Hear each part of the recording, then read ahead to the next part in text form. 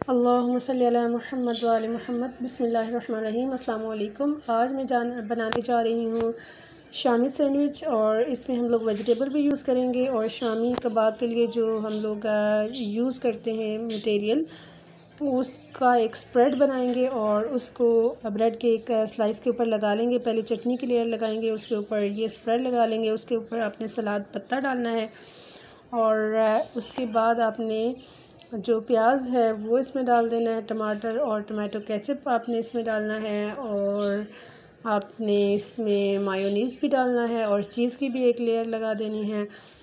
और ये सारी चीज़ें डालने के बाद आपने फिर से प्याज इसमें डालना है, और दूसरा जो ब्रेड का पीस है उसके ऊपर भी चटनी लगानी है। और चटनी में मैंने धनिया, पुदीना और हरी मिर्च और जो है अखरोट डाला हुआ है, और इसके ऊपर भी स्प्रेड भी लगा लें और सलाद पत्ता भी डाल दें, और इस तरह से इन दोनों को पीसेस को जोड़ दें।